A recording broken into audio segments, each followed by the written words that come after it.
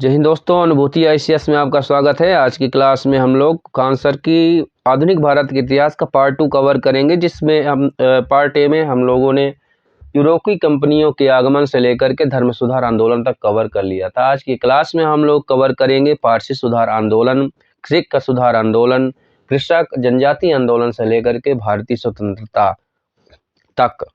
तो आइए स्टार्ट करते हैं। पारसी सुधार आंदोलन में सबसे महत्वपूर्ण एक सभा स्थापित की गई थी दादा भाई नौरोजी के द्वारा, रहनुमाई माजदयान सभा। इसकी स्थापना 1851 में की गई। इनके कुछ सहयोगी थे, नौरोजी फरदोंजी, JB बाचा और HS बंगाली। इस सभा का प्रमुख उद्देश्य पारसियों की सामाजिक स्थिति, जो सोशल स्टेटस है, और उनका पुनरुद्धार तथा पारसी धर्म की प्राचीन पवित्रता को पुनर्स्थापित करना था। इस सभा ने गुजराती भाषा में साप्ताहिक पत्र राष्ट्र गोप्तार मतलब सत्यवादी का प्रकाशन किया था। अब सिख सुधार आंदोलन देख लेते हैं। सिख धर्म संसार का सबसे नवीनतम धर्म है, ये एक फैक्ट हुआ। संस्थापक गुरु नानक थे। निरंकारी आंदोलन, इस आंदोलन के संस्थापक दयाल साहब थे। निरंकारी आंदोलन के संस्थापक कौन थे? दयाल साहब थे। इसका मुख्य उद्देश्य क्या है? सिख धर्म में प्रचलित हिंदू रीति रिवाजों एवं कुरीतियों को दूर करना। दूसरा है कूका आंदोलन। निरंकारी आंदोलन सिख सुधार आंदोलन संबंधित, कूका आंदोलन भी सिख सुधार आंदोलन से संबंधित। यह 1840 ईस्वी में पंजाब के क्षेत्र से शुरू हुआ और इसका नेतृत्व भगत जवाहर मल ने किया था। कूका आंदोलन का जो नेतृत्व है भगत जवाहर मल ने किया था। कूका आंदोलन का नेतृत्व किसने किया था? भगत जवाहर मल ने किया था। इस आंदोलन की स्थापना 1840 में हुई थी। यह आंदोलन शीघ्र ही खत्म हो गया था, क्योंकि यह धार्मिक आंदोलन से ज़्यादा राजनीतिक आंदोलन बन गया। अब धार्मिक आंदोलन से ज़्यादा यदि राजनीतिक आंदोलन बनेगा तो खत्म होना तो अवश्यंभावी है। नामधारी आंदोलन नेक्स्ट है। नामधारी आंदोलन, इस आंदोलन के प्रणेता बाबा राम सिंह थे। ठीक है, नामधारी आंदोलन के संस्थापक बाबा राम सिंह थे 1816 से 85 के बीच में। यह आंदोलन कूका आंदोलन का ही एक शाखा थी। इस आंदोलन के कार्यकर्ता को नामधारी कहा जाता था। इस आंदोलन के जो कार्यकर्ता हुआ करते थे उनको नामधारी कहा जाता था। ये मूर्ति पूजा, वृक्ष पूजा एवं दरगाह की पूजा के विरुद्ध थे। ये गोमांस भक्षण के विरोधी और महिलाओं की समानता एवं पुनर्विवाह के समर्थक थे।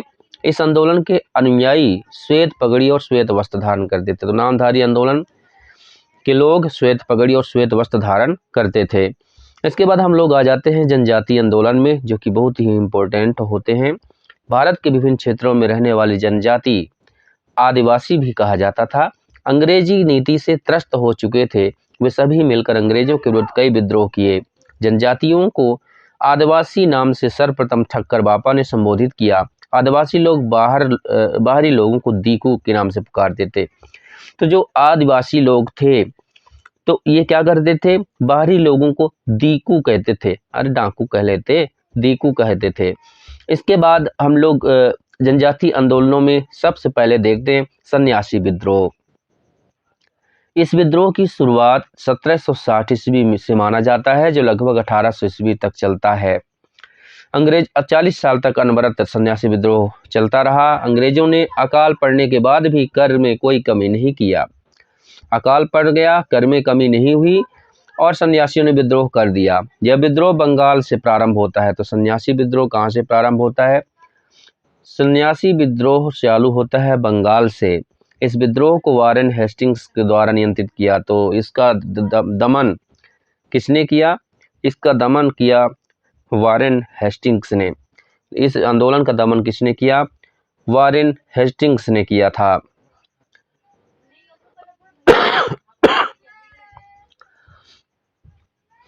इस विद्रोह में शामिल लोग ओम वंदे मातरम का नारा लगाते थे। ओम वंदे मातरम। इसकी चर्चा बंकिम चंद्र चटर्जी की पुस्तक आनंद मठ में की गई है। तो इतने सारे फैक्ट से आप बहुत अच्छा आंसर 7 मार्क्स में लिख सकते हैं। यदि मेंस में आप लिखना चाह रहे हैं तो सबसे पहले आप लिखेंगे सन्यासी विद्रोह की शुरुआत या समय काल जो भी है कीवर्ड यूज करेंगे। इसके बाद लिखेंगे नेतृत्वकर्ता कौन थे। नेतृत्वकर्ता के बाद कारण क्या था, कारण के बाद इसका परिणाम क्या रहा, परिणाम के साथ साथ आप लिख सकते हैं विशेष करके कि इस विद्रोह में ओम वंदे मातरम का नारा लगाया जाता था। यह इसकी चर्चा बंकिम चंद्र चटर्जी की पुस्तक में की गई है। ऐसे करके 7-8 जो हैं कीवर्ड्स आप चुन के अच्छे से इसको डिस्क्राइब कर सकते हैं।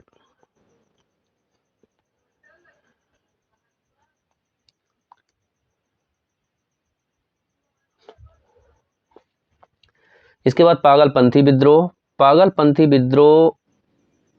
पागलपंथी गारो जनजाति का एक अर्थ है धार्मिक संप्रदाय था। यह धार्मिक पंथ सत्य, समानता, बंधुत्व आदि पर बल देता था। यह बंगाल के क्षेत्र में हुआ था। पागलपंथी विद्रोह बंगाल क्षेत्र में, सन्यासी विद्रोह भी बंगाल क्षेत्र में हुआ। शुरुआत में 1825 में करम शाह ने इसका नेतृत्व किया था। शुरुआत इसकी 1825 में हुई थी। पागलपंथी विद्रोह की जो शुरुआत हुई थी 1825 में हुई थी, करम शाह ने किया था। बाद में इसका नेतृत्व उसके पुत्र टीपू मीर ने किया। बाद में इनके पुत्र थे टीपू मीर, बाद में उन्होंने इसका नेतृत्व किया। फिर फराजी विद्रोह। फराजी विद्रोह इसकी शुरुआत बंगाल में ही हाजी शरीयतुल्लाह तथा दादू मीर ने किया था। हाजी शरीयतुल्लाह तथा दादू मीर के नेतृत्व में किया गया था। चुवार तथा हो विद्रोह। इस विद्रोह को भूमि विद्रोह के नाम से भी जाना जाता है। चुवार तथा हो विद्रोह को भूमि विद्रोह के नाम से जाना जाता है। इसका प्रमुख केंद्र बंगाल का मेदिनीपुर था। मेदिनीपुर जिला था जो छोटा नागपुर तथा सिंहभूम जिले की ही जनजातीय क्षेत्र तक फैले हुए थे। इस विद्रोह का नेतृत्व राजा जगन्नाथ तथा दुर्जन सिंह ने किया था। राजा जगन्नाथ तथा दुर्जन सिंह द्वारा इस विद्रोह का नेतृत्व किया जाता है। राजा दुर्जन सिंह और जगन्नाथ के द्वारा इस विद्रोह का नेतृत्व किया गया। राजा दुर्जन सिंह और जगन्नाथ। अब देखते हैं भूमिज विद्रोह। भूमिज विद्रोह, तो जो भूमिज विद्रोह है, यह विद्रोह पश्चिम बंगाल के पुरुलिया जिले के 12 भूमि की जमींदारी में विरासत के मुद्दे के रूप में शुरू हुआ था। इस विद्रोह की शुरुआत 1832 में हुई थी। इसका नेतृत्व गंगा नारायण कर रहे थे। इसका नेतृत्व कौन कर रहे थे? गंगा नारायण। तो भूमिज विद्रोह पुरुलिया जिले पश्चिम बंगाल से शुरू होता है और इसके नेतृत्व 1832 में गंगा नारायण ने द्वारा किया जाता है। अहोम विद्रोह, यह असम में प्रारंभ हुआ। अहोम असम में ही रहते थे और इनका नेतृत्व 1828 में गोमधर कुंवर ने किया था। तो जो गोमधर कुंवर है, अहोम विद्रोह बहुत ही इंपॉर्टेंट है, तो याद रखना है। इसका आंदोलन का क्षेत्र क्या था? असम था। पहले क्षेत्र भी एक फैक्ट इसमें डालना है। फिर कब शुरू हुआ? 1828 में। नेतृत्वकर्ता गोमधर कुंवर। और कारण परिणाम तो आप लिख सकते हैं, जनजाति विद्रोह है तो कारण परिणाम आप अच्छे से लिख सकते हैं। ऐसे करके पॉइंट्स आप बढ़ा सकते हैं। ये में बेसिक फैक्ट्स याद हो तो आप अच्छे से लिख सकते हैं 7 मार्क्स में। खासी विद्रोह। खासी विद्रोह, ये गारो खासी जयंतिया जनजाति तो आपको पता होगा मेघालय में है। तो खासी जनजाति मेघालय में खासी पहाड़ियों में यह आंदोलन हुआ था। खासी पहाड़ियों में 1833 में इस आंदोलन की शुरुआत हुई थी और इसका नेतृत्व तीरथ सिंह ने किया था। इसका नेतृत्व किसने किया था? इसका नेतृत्व तीरथ सिंह ने किया था। नेतृत्वकर्ता कौन था? तीरथ सिंह था। खासी लोग मेघालय में फैली जयंतिया तथा गारो पहाड़ियों में के बीच में निवास करते हैं। अब देखते हैं रमोसी विद्रोह। रमोसी विद्रोह, रमोसी जनजाति मुख्यतः पश्चिमी घाट, रमोसी बिल्कुल पश्चिमी घाट महाराष्ट्र में रहने वाली एक आदिम जाति है। यह विद्रोह 1822 में चित्तर सिंह के द्वारा प्रारंभ किया गया था। तो रमोसी विद्रोह पश्चिमी घाट लगभग महाराष्ट्र में हुआ। चित्तर सिंह ने इसका नेतृत्व किया। चित्तर सिंह के बाद इस विद्रोह का नेतृत्व नरसिंह दत्तात्रेय पंत तकर ने किया और यह किसानों का विद्रोह था। रमोसी विद्रोह किसानों का विद्रोह था। इसके बाद देखते हैं संथाली विद्रोह। संथाली विद्रोह, संथाल झारखंड में रहते थे। तो झारखंड के राजमहल पहाड़ियों से शुरुआत होती है संथाली विद्रोह की। इस क्षेत्र को दमन-ए-कोह के नाम से जाना जाता है। यह विद्रोह जमींदारों के विरुद्ध था। इस विद्रोह का प्रमुख 1793 में स्थायी बंदोबस्त व्यवस्था द्वारा संथालों की जमीन का छीना जाना ये कारण था, है ना। 1793 के स्थायी बंदोबस्त व्यवस्था द्वारा संथालों की जमीन छीन ली गई और इसका नेतृत्व सिद्धू एवं कान्हू ने किया था। संथाल विद्रोह का नेतृत्व सिद्धू और कान्हू ने किया था।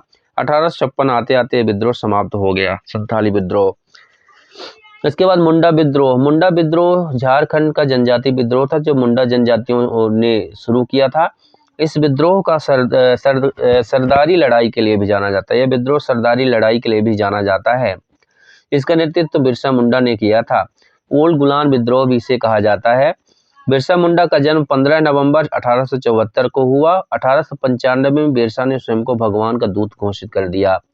बिरसा मुंडा के अनुयायी उन्हें धरती आबा के नाम से भी जानते हैं। तो बिरसा मुंडा अभी एक धरती आबा अभियान चलाया गया है, तो आप रखेंगे। अब मुंडा विद्रोह को ओल्ड गुलान विद्रोह भी कहा जाता है। एमपीपीएससी में 3 मार्क्स में क्वेश्चन पूछा जा चुका है। ओल्ड गुलान विद्रोह तो मुंडा विद्रोह, ठीक है। ताना भगत आंदोलन, यह झारखंड से प्रारंभ हुआ। इसका नेतृत्व जतारा भगत थे। ताना भगत आंदोलन का जतारा भगत थे।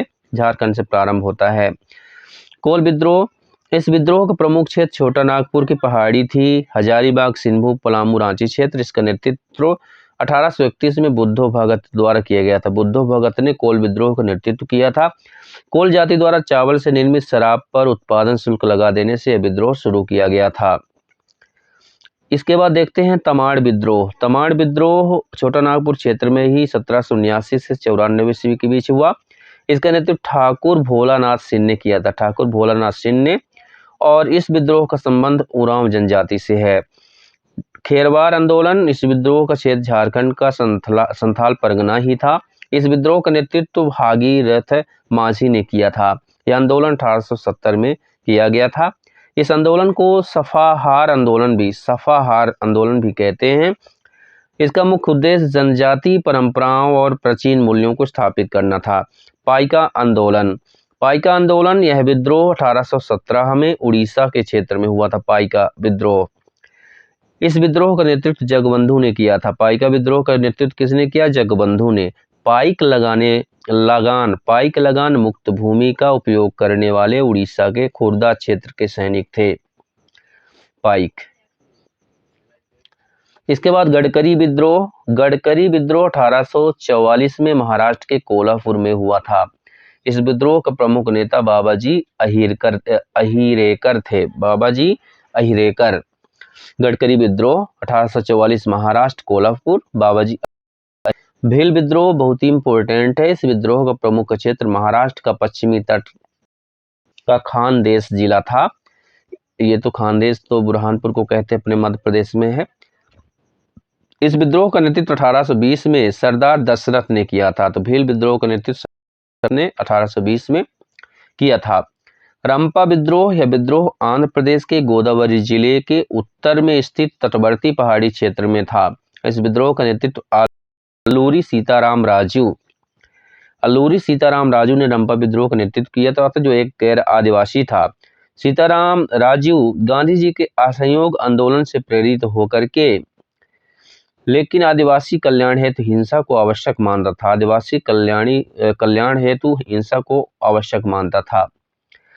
चेंचू आंदोलन, इस आंदोलन का प्रारंभ 1920 में चरवाहा शुल्क के विरोध में आंध्र प्रदेश के गुंटूर जिले में सत्याग्रह के रूप में हुआ था। इस आंदोलन का नेतृत्व वेंकटप्पय्या ने किया था। वेंकटप्पय्या चेंचू आंदोलन की शुरुआत किया था। कौन? वेंकटप्पय्या।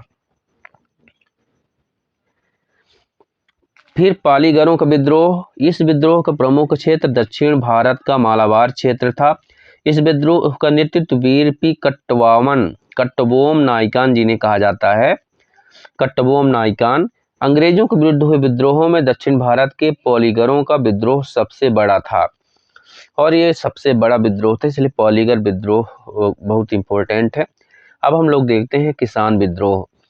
किसान विद्रोह, अंग्रेजों ने भारतीय किसानों का शोषण बहुत बड़े पैमाने पर करने लगे थे। जिसके कारण भारतीय किसान अत्यधिक गरीब हो गए और भारत के विभिन्न क्षेत्रों से विद्रोह प्रारंभ कर दिए गए। सबसे पहला आता है नील विद्रोह। सबसे पहला विद्रोह कौन सा आता है? नील विद्रोह। बंगाल के नदिया जिला से प्रारंभ हुआ किसानों का आंदोलन था। बंगाल के नदिया जिले से प्रारंभ यह आंदोलन। बंगाल के नदिया जिले से प्रारंभ यह आंदोलन किसानों का आंदोलन था। नेतृत्व इसका दिगंबर विश्वास और विष्णु विश्वास ने किया था। इसकी चर्चा दीनबंधु मित्र की रचना नील दर्पण में मिलती है तथा हरिश्चंद्र मुखर्जी की पुस्तक हिंदू पैट्रियट में मिलती है। हरिश्चंद्र मुखर्जी की पुस्तक हिंदू पैट्रियट में मिलती है। फिर पावना विद्रोह 1873 में। यह विद्रोह मध्य बंगाल के पावना जिले के यूसुफशाही परगना से शुरू हुआ। पावना विद्रोह मध्य बंगाल के पावना जिले के यूसुफशाही परगना से शुरू हुआ। इस विद्रोह के प्रमुख कारण थे जमींदारों और लगान की दरों में अत्यधिक सीमा से अधिक बढ़ा देना। इस विद्रोह के प्रमुख नेता ईशान चंद्र राय, शंभूपाल तथा केशव चंद्र राय एवं खोदी मल्लाह थे। ईशान चंद्र राय, शंभूपाल, केशव चंद्र राय और खोदी मल्लाह थे। लेफ्टिनेंट गवर्नर कैंपबेल ने इस विद्रोह का समर्थन किया था क्योंकि यह विद्रोह अंग्रेजी शासन के विरोध में न होकर जमींदारों के विरोध में था। मोपला विद्रोह 1836 में। यह विद्रोह केरल राज्य के मालाबार क्षेत्र में हुआ था। 8वीं एवं 9वीं शताब्दी में अरब मुल्क के कुछ लोग इस क्षेत्र में आकर बस गए, जिसे मोपला कहा गया। अरब मुल्क के लोग जो आकर बस गए थे इस क्षेत्र में, मालाबार क्षेत्र में, उन्हें मोपला कहा गया। इस विद्रोह का नेतृत्व अली मुसलियार ने किया था। मोपला विद्रोह का समर्थन खिलाफत आंदोलन के नेता मौलाना अबुल कलाम आजाद और शौकत अली तथा गांधी जी ने किया था। ये इसलिए मोपला आंदोलन बहुत ही इम्पोर्टेंट हो जाता है क्योंकि इसका नेतृत्व उस समय पर गांधी जी द्वारा किया गया था, मतलब समर्थन किया गया था खिलाफत आंदोलन के समय। ठीक है, तो इसलिए बहुत ही इम्पोर्टेंट, इसको स्टार मार्क कर लीजिए। इसके बाद चंपारण सत्याग्रह बहुत ही इम्पोर्टेंट है। चंपारण सत्याग्रह 1917 में होता है और 1917 में हो क्यों ना, क्योंकि गांधी जी 1915 में भारत में आ चुके थे और गांधी युग शुरू हो चुका था। बिहार के चंपारण से प्रारंभ हुआ। इसका नेतृत्व महात्मा गांधी ने किया था। यह नीलहे जमींदारों के विरुद्ध एक आंदोलन था। ये जमींदार 3 कट्ठिया पद्धति के तहत 20 कट्ठा खेत में जबरदस्ती 3 कट्ठे पर नील की खेती करवाते थे। कहने का मतलब 3/20 यानी 20 कट्ठे में से 3 कट्ठे पर वो क्या करेंगे? नील की खेती आवश्यक रूप से करेंगे। और जहाँ जितने कट्ठों में नील की खेती होती थी वह भूमि बंजर हो जाती थी। 3 साल के लिए खेत बंजर हो जाती थी एक बार नील बोने पर। महात्मा गांधी ने इस पद्धति को समाप्त करवा दिया। इसके बाद खेड़ा सत्याग्रह 1918 में। सबसे पहले चंपारण सत्याग्रह, फिर खेड़ा सत्याग्रह। इसे गुजरात के खेड़ा से महात्मा गांधी ने प्रारंभ किया था। अंग्रेज खेड़ा में अकाल पड़ने के बाद भी टैक्स वसूल कर रहे थे। इसे महात्मा गांधी ने माफ करवा दिया। इसके बाद महत्वपूर्ण आंदोलन अवध किसान सभा 1920 में होती है। इसे रामचंद्र ने प्रारंभ किया और यह किसानों के एक संगठन था, अवध किसान सभा। एका आंदोलन 1921 में शुरू होता है। आंदोलन अवध प्रांत के किसानों के हित में चलाया गया। इसका नेतृत्व मदारी पासी और सहदेव ने किया था। तो मदारी पासी और सहदेव ने एका आंदोलन का नेतृत्व किया था। मदारी पासी और सहदेव। इस आंदोलन में सभा स्थल पर गंगा की सौगंध दी जाती थी कि किसान निर्धारित लगान से 1 पैसे भी अधिक नहीं देंगे। बारदोली सत्याग्रह 1928 में हुआ। यह गुजरात के बारदोली से अकाल के दौरान टैक्स वसूलने के विरुद्ध एक आंदोलन था। इसका नेतृत्व सरदार वल्लभ भाई पटेल ने किया। इस आंदोलन में कस्तूरबा गांधी, मणिबेन पटेल, शारदाबेन शाह और शारदा मेहता जैसे महिलाओं ने बड़े उत्साह से भाग लिया था। कौन कौन? कस्तूरबा गांधी, मणिबेन पटेल, शारदाबेन शाह शारदा मेहता आदि। इस आंदोलन की सफलता के बाद बारदोली की महिलाओं ने गांधी जी के माध्यम से वल्लभ भाई को सरदार की उपाधि दी थी। बिहार किसान सभा 1929 में स्थापित की गई थी। यह बिहार के किसानों का एक संगठन था जिसका नेतृत्व स्वामी सहजानंद ने किया था। तेभागा आंदोलन 1946 ईस्वी में, यह आंदोलन बंगाल और त्रिपुरा के क्षेत्र में हुआ था। तेभागा आंदोलन कहाँ हुआ? बंगाल और त्रिपुरा के क्षेत्र में। इसका नेतृत्व कंपाराम सिंह और भवन सिंह ने किया था। यह आंदोलन मूलतः बंटाईदार किसानों का संघर्ष था। बंटाईदार किसानों का संघर्ष तेभागा आंदोलन के रूप में फूट पड़ा। प्रमुख किसान सभा और संगठन देख लेते हैं। फड़के विद्रोह वासुदेव बलवंत फड़के द्वारा नेतृत्व किया गया फड़के विद्रोह का, और 1879 में महाराष्ट्र क्षेत्र में। तो किसान सभा, संस्थापक नेता, वर्ष और क्षेत्र। बिजौलिया आंदोलन साधु सीताराम दास विजय सिंह पथिक 1913 से 41 के बीच में, बिजौलिया राजस्थान में। अवध किसान सभा बाबा रामचंद्र द्वारा 1920 में, उत्तर प्रदेश में। कृषक प्रजा पार्टी की स्थापना फजलुल हक अकराम खान अब्दुल रहीम द्वारा 1929 में बंगाल में की गई थी। अखिल भारतीय किसान सभा की स्थापना स्वामी सहजानंद सरस्वती 1936 में लखनऊ में। बकास्त कृषक आंदोलन यदुनंदन शर्मा, यमुना कारी, राहुल संकृत्यायन, स्वामी श्रद्धानंद 1938 से 47 के बीच में बिहार में। बरली विद्रोह गोदावरी पुरुलेकर ने 1945 में बंबई में किया था। बंबई में बरली विद्रोह गोदावरी पुरुलेकर के द्वारा 1945 में। तेलंगाना आंदोलन कमरैया के द्वारा 1946 से 51 के बीच में आंध्र प्रदेश में तेलंगाना आंदोलन की नींव रखी गई थी। इसके बाद कुछ महत्वपूर्ण ब्रिटिश भारत की प्रमुख संस्थाएं और संगठन देखते हैं। इसमें संस्था संगठन रहेगा, संस्थापक स्थान और स्थापना वर्ष। एशियाटिक सोसाइटी ऑफ बंगाल की स्थापना विलियम जोन्स ने किया था,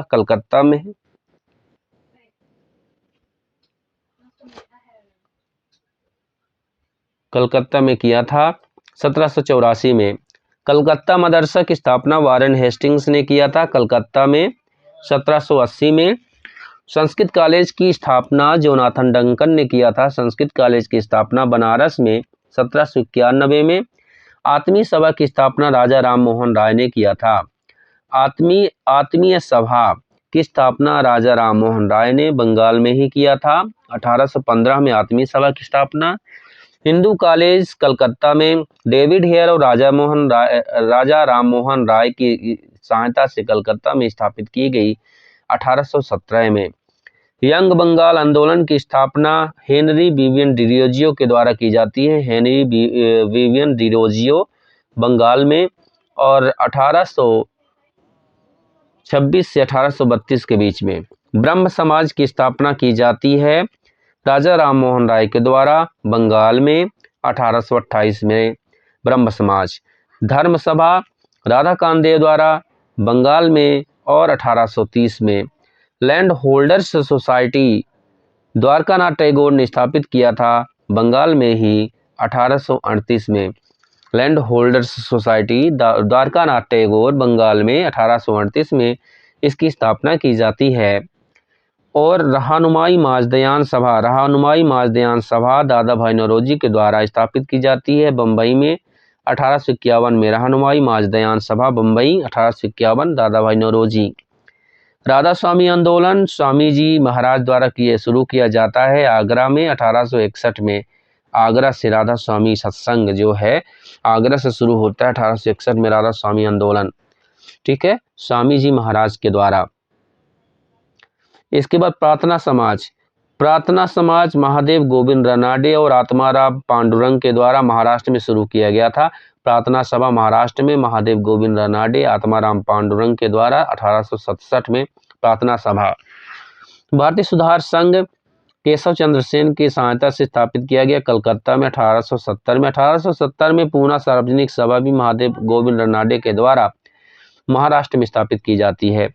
सत्यशोधक समाज की स्थापना ज्योतिबा फूले ने किया था पुणे में 1873 में। सत्यशोधक समाज, ये बहुत इंपॉर्टेंट है, इसको याद रखना है, सत्यशोधक समाज इंपॉर्टेंट है। और फिर आर्य समाज की स्थापना दयानंद सरस्वती ने किया था बंबई में। इनका लोकेशन पूछता है और मिलान करने के लिए दे देगा। सन और स्थान और संस्थापक तो याद ही रखना है। तो इसमें बम्बई में स्थापित किया था। आर्य समाज की स्थापना 1875 में हुई। थियोसॉफिकल सोसाइटी की स्थापना कर्नल अलकाट और मैडम ब्लावत्स्की ने किया था। न्यूयॉर्क टू अडियार मद्रास तक 1875 से 82 के बीच में। Mohammedan Anglo Oriental College Sir Syed Ahmad Khan द्वारा अलीगढ़ में स्थापित किया गया था 1875 में। दक्कन एजुकेशन सोसाइटी विष्णु शास्त्री चिपलूणकर तिलक भी शामिल रहते इसमें। गोपाल गणेश सागरकर और महादेव। पुणे में इसकी स्थापना 1884 में, माने कांग्रेस की स्थापना से 1 साल पहले की गई थी। सेवा सदन बहुत ही इंपॉर्टेंट है क्योंकि इसकी स्थापना B.M. मालावारी द्वारा बंबई में किया गया था 1885 में। देव समाज शिव नारायण अग्निहोत्री देव समाज जैसे क्वेश्चन ही पूछे जाते हैं। लाहौर में स्थापना हुई थी इसकी 1887 में। कांग्रेस की स्थापना के जस्ट 2 साल बाद देव समाज की स्थापना होती है शिव नारायण अग्निहोत्री द्वारा लाहौर में। अहमदिया आंदोलन की स्थापना मिर्जा गुलाम अहमद ने किया था गुरदासपुर पंजाब में 1889 में। The survey of Indian society की स्थापना servant of Indian society Gopal Krishna Gokhale Pune Maharashtra में 1905 में। Servants of Indian society. Bharat स्त्री मंडल की स्थापना सरलाबाई देवी चौधरानी के द्वारा इलाहाबाद में स्थापित किया गया था 1910 में। क्या भारत स्त्री मंडल। जस्टिस पार्टी की स्थापना CN मुदलियार, TM नायर और P त्यागराया चट्टी द्वारा मद्रास में 1916-17 में। विश्व भारती की स्थापना रविन्द्रनाथ टैगोर ने किया था शांति निकेतन वीरभूमि जिला पश्चिम बंगाल में 1921 में विश्व भारती की स्थापना की गई थी। इस प्रकार से महत्वपूर्ण जो धर्म सुधार आंदोलन से रिलेटेड संस्थाएं थी उनका होता है समापन। अब आते हैं अपन प्रवेश कर रहे हैं एक नया युग गांधी युग में। और गांधी युग का हम लोग देखते हैं कि गांधी युग में कौन कौन सी घटनाएं सामने आती हैं। थोड़ा सा गांधी जी के बारे में देखते हैं। गांधी जी का जन्म 2 अक्टूबर 1869 को गुजरात के पोरबंदर में हुआ। उनका पूरा नाम मोहनदास करमचंद गांधी था। प्यार से इन्हें लोग भाई कहते थे। इनके पिता करमचंद गांधी पोरबंदर, राजकोट तथा बीकानेर रियासतों के दीवान थे। इनकी माता पुतलीबाई थीं। 1883 में 13 वर्ष की अवस्था में कस्तूरबा गांधी सिंह का विवाह हुआ। इनके 4 पुत्र थे, हरिलाल, मनीलाल, रामदास और देवदास तथा यमुनालाल बजाज को इनका 5वां दत्तक पुत्र माना जाता है, यमुनालाल बजाज को। गांधी जी की प्राथमिक शिक्षा राजकोट में ही हुई थी। उच्च शिक्षा के लिए 1887 में भावनगर के सामलदास कॉलेज में प्रवेश किया था। गांधी जी 4 सितंबर 1888 ईस्वी को अपनी उच्च शिक्षा बैरिस्ट्री के लिए लंदन चले गए और वकालत की पढ़ाई LLB उन्होंने किया। 1891 में बम्बई पढ़ाई पूरी कर भारत लौटे और बम्बई तथा राजकोट में क्या किया उन्होंने वकालत किया। एक गुजराती व्यापारी रहते हैं दादा अब्दुल्ला का केस लड़ने के लिए 1893 में दक्षिण अफ्रीका के ट्रांसवाल की राजधानी प्रिटोरिया चले गए, जहां उन्हें रंगभेद का सामना करना पड़ा। 1894 में वहीं रहकर सामाजिक कार्य तथा वकालत करने का फैसला किया एवं इसी वर्ष नेटाल इंडियन कांग्रेस की स्थापना की। 1894 में नेटाल इंडियन कांग्रेस की स्थापना कब करते हैं? 1894 में। भारतीय राष्ट्रीय कांग्रेस ने 22 मई 1894 को गांधी जी को सचिव पद पर मनोनीत किया। सचिव पद पर भारतीय राष्ट्रीय कांग्रेस बना दिए। ठीक है। दक्षिण अफ्रीका में नेटाल क्षेत्र के समीप डरबन में पीटर मारिट्सबर्ग स्टेशन पर इन्हें ट्रेन से नीचे ढकेल दिया गया। पीटर मारिट्सबर्ग में, क्योंकि प्रथम श्रेणी में भारतीयों और कुत्तों को जाना मना था। इस घटना के बाद ब्रिटिश सरकार को गांधी जी से माफी मांगनी पड़ी। दक्षिण अफ्रीका में महात्मा गांधी जी ने भारतीयों के लिए अपना पहला सत्याग्रह किया। 1896 में मध्य भारत आए, किंतु कुछ ही महीने के बाद पुनः अपने परिवार के साथ नेटाल वापस चले गए। 1899 में गांधी जी ने ब्रिटिश सेना के लिए बोअर युद्ध में भारतीय एम्बुलेंस सेवा तैयार की। 1899 में गांधी जी ने ब्रिटिश सेना के लिए बोअर युद्ध में भारतीय एम्बुलेंस सेवा तैयार की। 1901 में भारत रवाना हुए तो दक्षिण अफ्रीका में बसे भारतीयों को आश्वासन दिया कि वे जब भी आवश्यकता महसूस करेंगे वो वापस लौट आएंगे।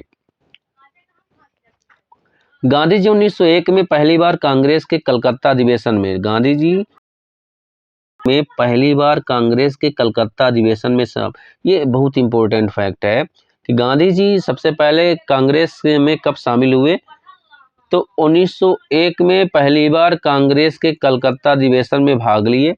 1902 में भारतीय समुदाय द्वारा बुलाए जाने पर दक्षिण अफ्रीका पुनः वापस लौट आते हैं। 1903 में जोहान्सबर्ग में वकालत का दफ्तर खोला। 1903 में जोहान्सबर्ग में वकालत का दफ्तर खोला। इन्होंने 1904 में दक्षिण अफ्रीका में शिल्पकार कालेन वाक की मदद से फीनिक्स फॉर्म की स्थापना किया था। फीनिक्स फॉर्म की स्थापना गांधी जी करते हैं।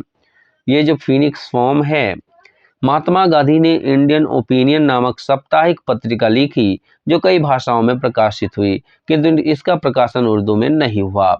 1906 ईस्वी में आजीवन ब्रह्मचर्य का व्रत लिया। एशियाटिक ऑर्डिनेंस के विरुद्ध जोहान्सबर्ग में प्रथम सत्याग्रह अभियान प्रारंभ किया। 1907 में ब्लैक एक्ट भारतीयों तथा अन्य एशियाई लोगों को जबरदस्ती पंजीकरण के विरुद्ध सत्याग्रह था। 1908 में सत्याग्रह के लिए जोहान्सबर्ग में प्रथम बार कारावास दंड आंदोलन जारी रहा। द्वितीय सत्याग्रह में पंजीकरण प्रमाण पत्र जलाए गए, पुनः कारावास दंड मिला। जून 1909 में भारतीयों का पक्ष रखने हेतु इंग्लैंड रवाना हुए और नवंबर में दक्षिण अफ्रीका से वापसी के समय जहाज में हिंद स्वराज नामक पुस्तक लिखी। ठीक है, जून 1909 में ईस्वी में भारतीयों का पक्ष रखने हेतु इंग्लैंड रवाना हुए और नवंबर में दक्षिण अफ्रीका से वापसी के समय जहाज में हिंद स्वराज नामक पुस्तक लिखी। मई 2010 ईस्वी में